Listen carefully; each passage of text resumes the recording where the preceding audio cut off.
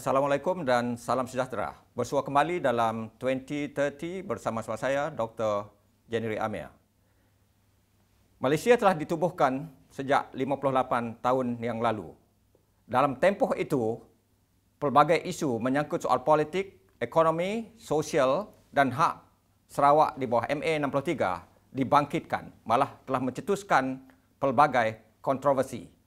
Malah isu MA63 merupakan isu bagai duri dalam daging yang sentiasa menghantui hubungan antara Kerajaan Negeri Sarawak dengan Kerajaan Persekutuan. Jadi untuk memperkatakan isu ini dengan lebih lanjut, saya tampilkan kali ini tamu istimewa, Menteri Muda, Undang-Undang, Hubungan Negeri dan Persekutuan dan Pemantauan Projek. Selamat datang YB Datuk Sharifah Hashidah. Ya, terima kasihlah menjemput saya ke studio pagi ini. Saya berasa amat bangga kali ini kena dapat menampilkan Datuk untuk memperkatakan isu yang memang dekat di hati rakyat Sarawak. Ya. MA63. Yes. Apa itu sebenarnya secara ringkas, Datuk? Perjanjian Malaysia 63 ni. Ya, seperti kata Dr. Jennery tadi, negara Malaysia ditubuhkan dalam tahun 1963. Sebelum tahun 1963, tidak ada negara bernama Malaysia. So, Malaysia hanya tertubuh apabila Perjanjian Malaysia ataupun kita panggil MA63 ini ditandatangani oleh Melaya, British, Sabah, North Borneo ketika itu, Sarawak dan Brunei dan Singapura. Entiti ini semua sign Perjanjian Malaysia untuk melahirkan negara bernama Malaysia. Itu sebenarnya Tiada Malaysia tanpa MA63. Tanpa MA63, tanpa Sarawak, tanpa Sabah, tidak ada Malaysia. Sebab ini merupakan satu dokumen asas penubuhan negara Malaysia. Jadi persoalannya masih ada rakyat yang kabur tentang apa itu MA63. Apa intipati atau semangat di sebalik MA63 ni? MA63, sebelum kita menubuhkan, menandatangani MA63 ini, pihak Cobalt Commission datang ke Sarawak. Mereka mahu tahu macam mana perasaan rakyat Sarawak hendak menubuhkan negara Malaysia, dan pemimpin-pemimpin kita zaman dulu sebelum mereka bersetuju menandatangani Perjanjian Malaysia, mereka berkata, pemimpin kita orang Melayu, kaum Iban, orang Cina, majoriti bersetuju nak menubuhkan negara Malaysia, dan mereka kata, saya sebut secara amlah, mereka kata kalau kita nak tubuh negara Malaysia, kita letak syarat-syarat dan terma-terma kita. Kita mahu hak-hak kita dipertahankan juga selain daripada kita bersama-sama menubuhkan negara Malaysia. Baik, di mana silapnya? Rakyat Sarawak katakan hak kita sudah terhakis. Di mana silapnya? Apa yang telah terhakis itu sebenarnya? Ya, banyak hak kita telah terhakis. Bila kita zaman sebelum kita tandangi tangan Malaysia ni, Perjanjian Malaysia, kita letakkan terma kita bahawa kita mahu pertahankan hak kita untuk melaksanakan undang-undang negeri kita. Contohnya, hak kita untuk diberi lebih kuasa di dalam sudut mendapat teks ke, hak kita yang utama melaksanakan undang-undang negeri kita, nak mempertahankan kedaulatan sempadan negeri kita. Semua ini dalam dari segi immigration? Ya, dari sudut immigration. Tetapi ada pihak yang pertikaikan sebagai sebuah negara persekutuan dalam usaha kita untuk membina sebuah negara bangsa yang mantap, yang utuh, yang bersatu padu. Masih perlukah Sarawak ini pertahankan hak imigrasionnya? Memang perlu, sebab ini merupakan salah satu daripada asas utama penubuhan negara Malaysia. Kita kata dengan tegas sebelum itu kita mahu hak immigration ini kita kekalkan. Ini tidak bermakna kita tidak dapat bekerjasama dengan Melaya masa itu. Memang ini fundamental terms kita. Tetapi kalau dibaca dari segi dokumen sejarah, hak immigration itu diberi waktu itu, dimasuk ke dalam perjanjian itu kerana mahu menjaga kepentingan Sarawak disebabkan rakyat Sarawak ketika masih mundur, masih tidak yakin diri. Adakah bermakna rakyat Sarawak sekarang masih mundur dan tidak yakin? Tidak. Ini perjanjian ini terletak dalam termaktub dalam perjanjian. Selagi perkara ini kita tidak mahu buka untuk rundingan, sesuatu yang kita mahu pertahankan, dia tetap menjadi syarat dari penubuhan negara Malaysia. Dan ini kita telah katakan bahawa perkara ini tidak boleh dinegotiate, tak boleh dibuka untuk rundingan. Apa selain immigration itu apa sebenarnya lagi yang tanpa kompromi, tanpa aturan ansur perlu dituntut, terus dituntut? Dia ada 4 perkara yang kita dalam rundingan kita bersama dengan Kerajaan Persekutuan. Ada 4 perkara yang tidak boleh dibuka untuk rundingan. Pertama tadi hak immigration kita. Kedua adalah hak untuk kita melaksanakan undang-undang negeri kita yang sedia ada, seperti Oil Mining Ordinance, Ordinance Pelumbungan Minyak, dan juga Ordinance SST, Sarawak State Sales Tax kita. Ini banyak lagi undang-undang kita, Advocates Ordinance kita, Ordinance yang kita gubal di Dewan Undangan Negeri, kita ada hak sepenuhnya untuk melaksanakan. Ini hak kita termaktub di dalam Perjanjian Malaysia, IGC report dan juga dalam Perlembagaan Persekutuan. Dan ketiga adalah perkara yang kita tidak boleh negotiate langsung adalah untuk menjaga sempadan negeri kita sampai ke tebing benua atau continental shelf seperti yang didefinisikan di dalam kanun tanah kita. Kanun tanah kita merupakan ordinan negeri Sarawak. Jadi ini kita mesti patuhi dan laksanakanlah sampai ke continental shelf. Dan keempat, keempat itu apa? Adalah hak kita untuk minerals yang terhadap bahan-bahan mentah atau mineral apa yang didapati di dalam sempadan laut negeri kita, sempadan sampai ke continental shelf. Baik, Datuk diberi sebagai pemimpin yang diberi tanggungjawab untuk memikul amanah itu dari Kerajaan Barisan Nasional, kemudian ke PH, sekarang PN. Sejauh mana kita sebenarnya mencapai hak kita dari segi tuntutan? Saya rasa kita kerjaan begitu besar sekali. Kita telah berjaya menuntut banyak hak kita kembali. Semasa zaman Barisan Nasional dulu, semasa zaman Tok Allahyarham Tok Nan, 13 perkara devolution, administrative devolution dikembalikan kepada kita. 13 perkara. Itu administrative devolution. Lepas tu masa PH ni, dulu ada stall sikitlah. Kena ada perbezaan kepimpinan, jadi kita tangguh. Tapi dengan PN baru ni, maka kita dapat lagi banyak perkara-perkara, terutama hak-hak minyak dan gas kita dan SST itu penting cukai jualan terhadap komoditi petroleum ini. Itu yang paling utama dan ini merupakan kejayaan doktor. Sebelum ini memang kita tidak dapat, terutama dalam hal minyak dan gas. Petronas tidak pernah mengiktiraf undang-undang kita. Baik Datuk, ini nampaknya Datuk semakin bersemangat memperkatakan isu yang memang dekat. Saya tahu dekat di hati Datuk. Jadi untuk memperkatakan isu ini dengan lebih lanjut, kita berhenti rehat untuk seketika.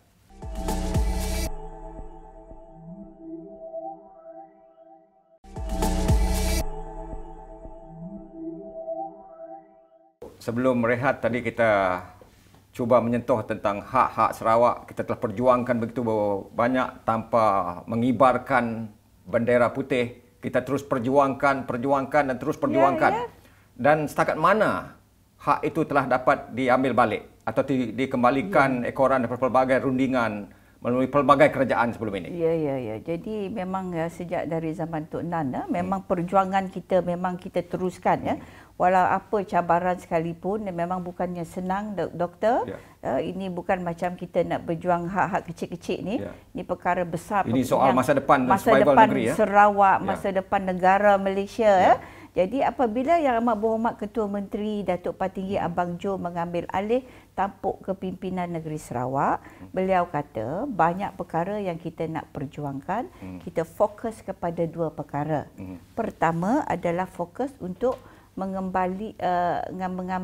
melaksanakan, kita nak Petronas dan Kerajaan Persekutuan mengiktiraf dan melaksanakan undang-undang negeri kita. Tapi ada pihak yang tak bersetuju dengan langkah ini, dengan mengatakan bahawa Sarawak menjual hak itu.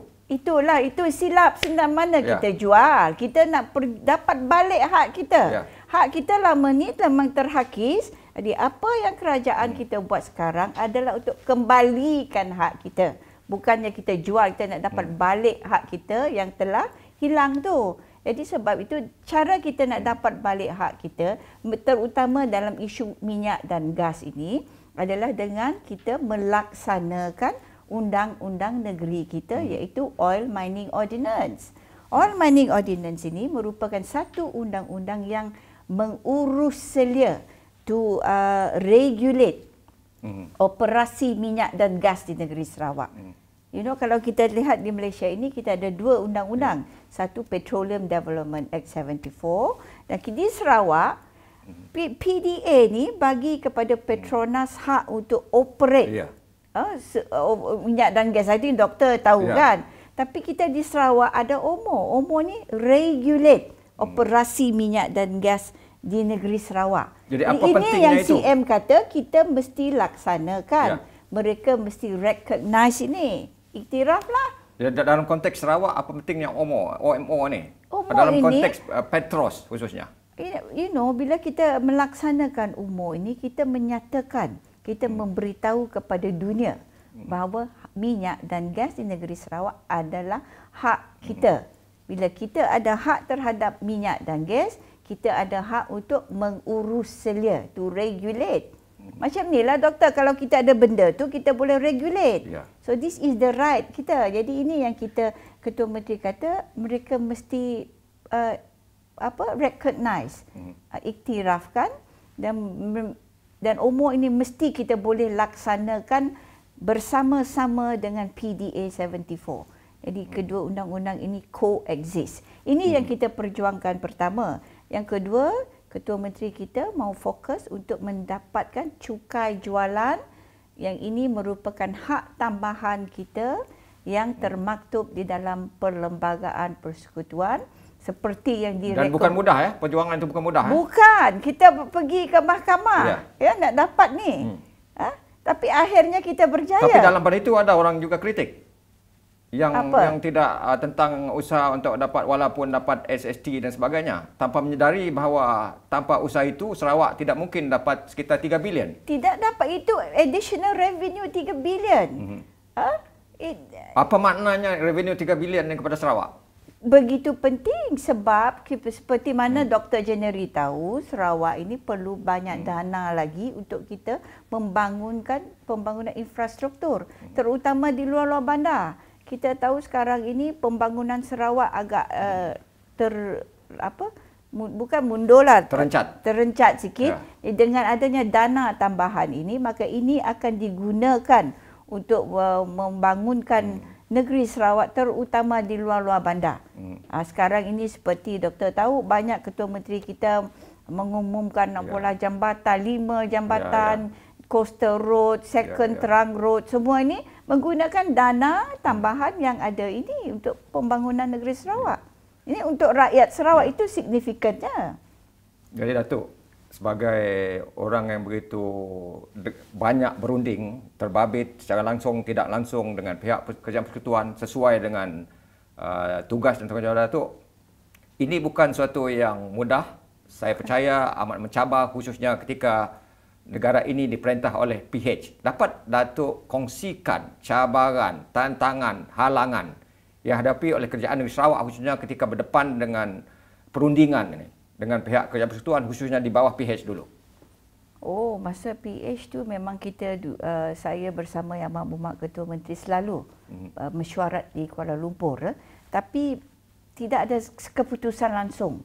Mereka memang cuba nak stall the negotiation, nak berhentikan atau layan tak layan, kata setuju tapi tak nak really buat. This is my pengalaman saya. Macam mana perasaan Datuk sendiri? Memang kita rasa kecewa. Memang kita rasa memang susah nak kita laksana, dan apabila Kerajaan Pakatan Harapan jadi kerajaan ketika itu, mereka terus menyaman negeri Sarawak. Mereka terus membawa OMO kita, Oil Mining Ordinance kita ke mahkamah. Mereka nak mahkamah membuat deklarasi bahawa OMO kita tidak sah, tidak boleh diguna pakai dan termansuh oleh PDA 34. Tapi Sarawak pegang pada agi hidup, semangat agi ngelaban. Kita fight on. Tapi kita tak bagi buka lah macam doktor. Kita fight juga. Akhirnya permohonan daripada kerajaan PH ketika itu nak kata undang-undang negeri kita tak boleh diguna pakai sebab kita ada undang-undang federal ini. Jadi kita sebab tenacity kita ni, kekuatan semangat kita nak perjuangkan against all odds. Walaupun jadi apa kepuasannya selepas menikmati kejayaan itu? Ya, kita alhamdulillah kita bersyukur sebab kita ada kepimpinan yang begitu tahu hala tuju kita, yang begitu kuat dengan semangat untuk pertahankan hak kita dan tidak menyerah kalah. Ini terbukti kepimpinan kita. Walaupun macam-macam pandangan orang di luar sana, tapi kita, terutama Ketua Menteri lah, Yang Berhormat Ketua Menteri, memang dia kata kita buat aja, we focus, we do it, insya-Allah time will tell. Nampaknya Datuk sendiri pun punya semangat agi hidup, agi ngelaban. Jadi ini saya suka semangat ini, Datuk. Jadi saya nak tengok semangat ini terus dipertahankan, diperjuangkan, disemarakkan. Jadi terus kekalkan semangat ini dalam episod seterusnya.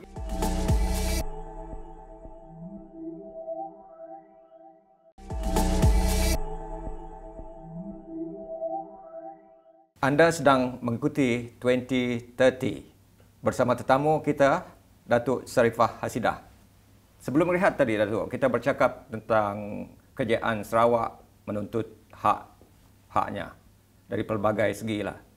Jadi tentu ada rahsia atau faktor menyebabkan Sarawak itu berjaya dalam menuntut balik haknya di sebalik pelbagai tantangan ataupun cabaran yang dihadapi. Mungkin Datuk boleh jelaskan apa agaknya faktor di sebalik kejayaan ini?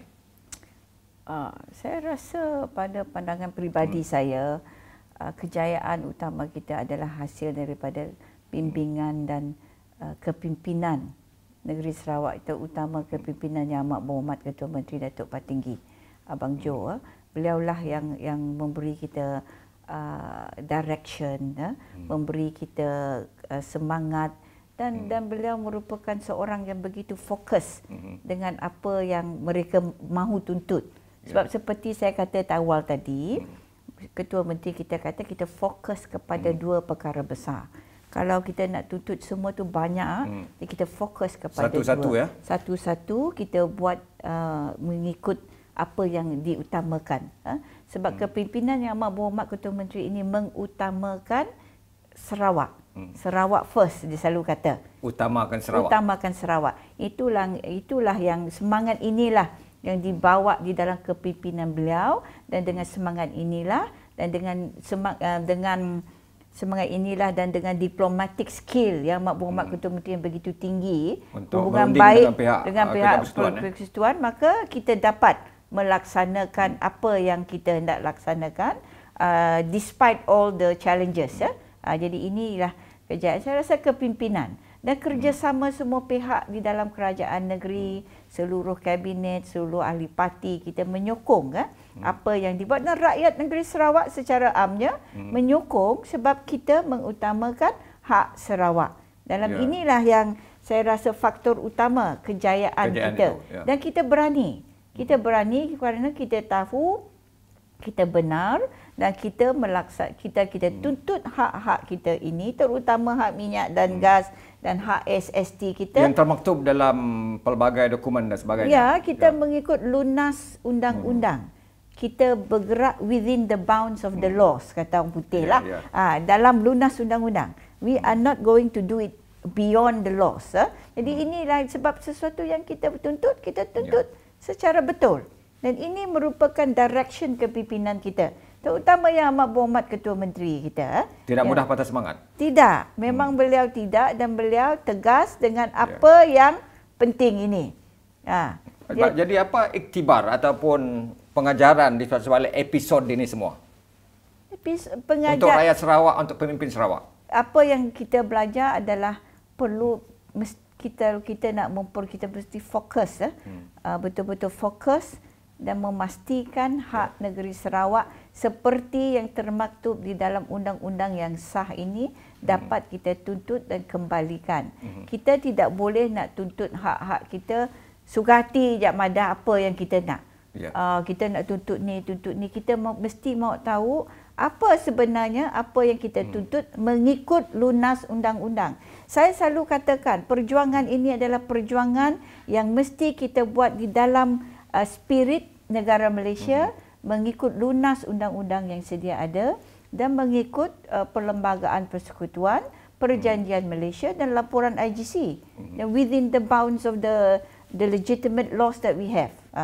Tadi Datuk ada bercakap tentang implikasi pekerjaan tuntutan hak-hak berkenaan termasuk bagaimana kita berjaya dalam tuntutan SST dan sebagainya terhadap Petronas.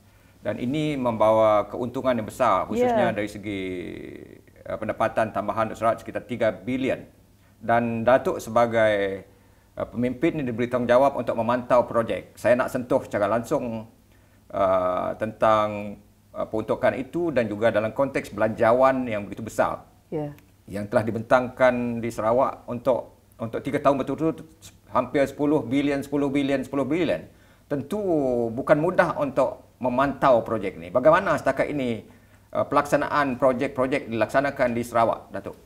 Alhamdulillah pelaksanaan projek memang berjalan lancar. Tapi bukan mudah nak laksanakan banyak projek seperti doktor tahu dan mungkin kita semua tahu, banyak projek telah diumumkan oleh kerajaan negeri itu, projek yang besar-besar seperti jambatan-jambatan, second trunk road, coastal road, banyaklah pembangunan URDA, IRSDA, HDA, banyak dilaksanakan projek besar-besar ini dan semua telah di roll out oleh Yang Amat Berhormat Ketua Menteri. Sekarang dalam proses pelaksanaannya, setakat ini pelaksanaan berjalan lancar. Memang ada kekangan ataupun adalah sikit-sikit cabarannya. Apa cabarannya? Terutama semasa COVID ini, cabaran kebanyak projek ada delay sikit disebabkan PKP, disebabkan isu-isu mengenai labour force ini, pekerja-pekerja luar negara yang tidak dapat masuk. Ada isu-isu sikit-sikit macam ni, tapi kita tangani. Kerajaan Negeri Sarawak cuba tangani dengan terbaik untuk pastikan segala projek dapat dilaksanakan dan insya-Allah akan siap dalam 5-6 tahun. Tapi once kita buat projek ni, takkanlah hari ni buat esok dah ada. It will take a bit of time. Mungkin dalam masa 5 or 6, 7 years banyak perkara ni dapat kita lihat. Tapi pelaksanaan berjalan lancar. Apa langkah atau strategi pendekatan yang diambil untuk tangani masalah-masalah atau isu-isu berbangkit bagi pastikan projek-projek ini dapat dilaksanakan dengan efisien sesuai dengan sasaran masa yang ditetapkan? Yang Amat Berhormat dan Kerajaan Negeri telah menubuhkan State Development Committee khas untuk pemantauan projek yang dipengerusikan oleh Yang Amat Berhormat Ketua Menteri sendiri, di mana kita telah bermesyuarat banyak kali dan memantau projek-projek di setiap zon. Di Sarawak ni ada zon, so Ketua Menteri sendiri turun padang dan lihat dan pastikan semua projek yang dilaksanakan di tempat zon itu dilaksanakan dan semua agensi kerajaan ada dalam mesyuarat ini dan kita laksana dan kita kenal pasti isu-isu yang fokus kepada zon-zon itu. Ini Apa cara antara isu kita. yang dibangkitkan atau timbul yang boleh menghambat pelaksanaannya? Isu-isu seperti pekerja sekarang, seperti COVID sekarang ini, COVID-19, di mana ada isu fear of nak turun nak turun bekerja, and then isu ada yang masuk kena kuarantin, banyak isu labor saya rasa. Ya, tapi saya percaya semua isu ini dapat ditangani dengan efektif. Kita ditangani sebab adanya komiti khas ini tadi. Yang begitu komited ya. Baik Datuk, kita perkatakan isu ini bagaimana untuk Sarawak melangkah ke hadapan selepas rehat. Ya, ya.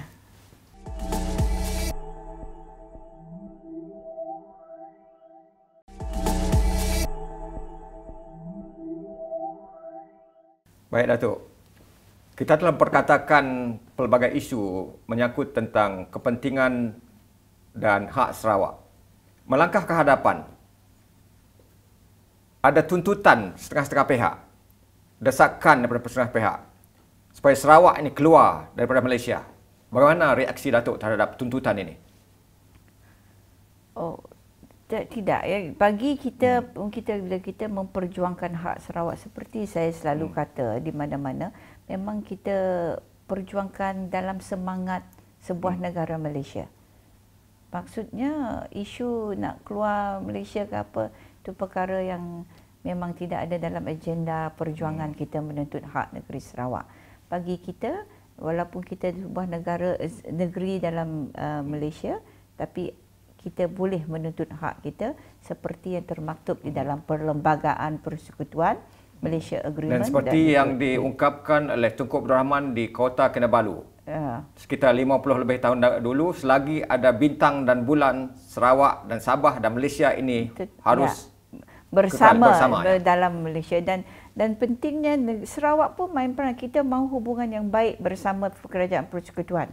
Sebab kita adalah satu federasi. Dan kita dalam federasi ini, sebuah keluarga besar Malaysia ini, memang kita ada hak untuk tuntut hak-hak kita. Dia macam suami isteri lah. Dalam sebagai perkahwinan, harmoni, kita perlu harmoni, dan kita boleh menuntut hak kita sebagai isteri atau suami, tapi harmoni. Hidup bersama. Ini yang saya rasa yang terbaik. Ya, kita mahu hubungan yang baik dengan Kerajaan Persekutuan, dan kita mahu sebuah negara Malaysia yang maju. Kita mahu sebuah negeri Sarawak yang happy dalam Malaysia ini. Dan apabila hak-hak kita dapat kita kembalikan, maka saya rasa Malaysia akan menjadi negara yang lebih maju, lebih berjaya. Jadi semangat asal penubuhan Malaysia dan perjanjian Malaysia itu perlu difahami oleh kedua-dua pihak untuk kita melangkah ke depan. Jadi apa agaknya strategi lain, langkah-langkah lain untuk memastikan hubungan itu terus dapat dimantapkan, integrasi nasional terus dapat diperkukuhkan, melangkah ke hadapan? Ya, kita harap memang sentiasa hubungan baik ini kita kekalkan, ya. Kerajaan negeri, kerajaan yang rasional, yang akan sentiasa dapat berunding, untuk memperjuangkan hak Sarawak dengan rundingan dan dengan kerjasama semua pihak. This is the way forward. The only way is to bekerjasama dengan Kerajaan Persekutuan. Tak kira sebenarnya pandangan ideologi politik yang berbeza. Yang penting kita nak membangun negara Malaysia dan membangun negeri Sarawak. Cara yang terbaik, the only way I think, is dengan kerjasama dan hubungan baik ini. Sebab kita ni perlu antara satu sama lain. Selagi kita dalam negara Malaysia ini, hubungan baik ini penting. Apa pentingnya hubungan baik ni? Pentinglah untuk kesejahteraan negara, supaya senang kita berunding, senang kita nak jika kita perlu apa-apa yang patut dirunding dengan baik, nak leraikan isu-isu besar seperti isu Petronas ini, kita perlu hubungan baik. Ya, kalau kita tidak dapat duduk bersama macam ini, kita tidak dapat settle apa-apa. Kalau kita nak buat cara how to say it, cara yang streetwise, ataupun pergi ke mahkamah agresif, nak tuntut keluar Malaysia lah ini, it's not going to work that way. Kita terpaksa juga duduk bersama, bekerjasama, berunding. And diplomasi ini yang saya rasa cara yang terbaik untuk kita meneruskan perjuangan dan memastikan Sarawak dan Malaysia terus maju. Soal integrasi nasional, soal pembinaan negara bangsa, ini soal besar, soal penting di sebalik kita menuntut hak-hak kita. Jadi apa komen Datuk terhadap isu ini? Memang saya harap dan saya untuk masa depan agar integrasi nasional hubungan baik ini terus dapat kita laksanakan. Seperti saya kata sebelum ini, dan ini merupakan saya rasa hala tuju kita, perjuangan kita tidak menidakkan hak kita juga untuk hidup dalam negara Malaysia yang berjaya sebagai, dan kita menghormati Kerajaan Persekutuan sebagai kerajaan yang menerajui negara Malaysia ini. Ini tidak ada masalah ya. Jadi kita insya-Allah ya akan pastikan ini sentiasa kita jaga demi untuk masa depan negeri Sarawak lah. I think simply put kerjasama yang baik di dalam semangat dan spirit negara Malaysia, dan apa yang kita hendak tuntut dan perjuangkan kita buat dalam semangat kekeluargaan negara Malaysia ini, dan ini boleh dilaksanakan. Perjuangan tidak semestinya kita guna fight kasar atau agresif sangat. Perjuangan ni boleh dibuat secara diplomasi, duduk bersama, bincang ya. Dan jika kita nak lerai dalam mahkamah, pergi mahkamah. Cara yang terbaik ya, mengikut lunas undang-undang. Dan kita ada platform yang telah ditubuhkan kerajaan melalui pelbagai jawatankuasa dan juga Kementerian Hal Ehwal Sabah Sarawak. Jadi bagaimana jawatankuasa dan kementerian ini dapat membantu dalam konteks pembinaan negara bangsa? Memang kita sekarang ini tak ada adakan mesyuarat di peringkat tertinggi yang Mak Berhormat dengan Ketua Menteri dan Perdana Menteri duduk dalam mesyuarat ini, the main committee, dan juga di dalam bawah tu ada banyak lagi komiti, sub komiti, dan kita berunding Kerajaan Negeri Sarawak dan Persekutuan. Ada kita dah pilih ya orang-orang kita, dan kita duduk berbincang apa yang kita nak bincang. They are very open. We are very puas hati setakat ini dengan pencapaian jawatankuasa ini? Memang telah tengah berbincang. Bukan mudah nak berbincang juga isu-isu ini. Dan isu soal isu negeri, isu hak Sarawak, hal-hal pembinaan negara bangsa ini bukan isu yang dapat dihentikan dalam waktu singkat atau dapat dicapai dalam waktu singkat. It is a continuous process. Ini is an ongoing process. Selagi ada Malaysia, selagi ada bulan dan bintang, kita mesti work together. Ini proses yang berlanjutan sampai bila-bila. Kepimpinan boleh berubah, tapi proses ini berterusan. Sebab itu penting kepimpinan ni. Sebab itu kalau kita nak kepimpinan yang bagaimana diperlukan untuk masa depan Sarawak dan Malaysia. Pemimpin yang ada fokus, yang ada hala tuju dan ada visi untuk masa depan, dan untuk melihat Sarawak ini maju. Bukan saja kita nak tuntut hak aja, tapi nak selain tuntut kita maju bersama-sama dengan dunia, bukan saja Malaysia. Ini yang kita nak lihat. We want a progressive Sarawak. Sarawak yang banyak middle classes. Sarawak di mana rakyat Sarawak mendapat akses pendidikan yang baik, akses kepada healthcare yang baik. Ini penting. Dari semua segi, ekonomi, sosial, healthcare. I like healthcare ni penting tau. Dalam konteks sekarang dan masa depan. Untuk masa depan ini, we want ini untuk dapat semua ni kita perlu kepimpinan yang fokus. Banyak sekali hendak diperkatakan Datuk, dan isu tentang hak Sarawak, masa depan Malaysia sentiasa dekat di hati kita semua, dan saya percaya hanya dengan adanya hubungan yang aman, yang mesra, yang harmoni antara Kerajaan Negeri Sarawak dengan Kerajaan Persekutuan, kita dapat melangkah sebagai sebuah negeri dan negara yang maju. Dan isu ini perlu terus dibincangkan, dikupas, kerana hanya dengan itu saja kita dapat menyelesaikan segala masalah, isu dan kontroversi yang timbul. Kerana kita sebagai sebuah negeri adalah seperti adik-beradik dengan negeri lain, apatah lagi ini merupakan sistem kerajaan persekutuan. Dengan itu, sekian saja. Jumpa lagi minggu depan. Salam hormat.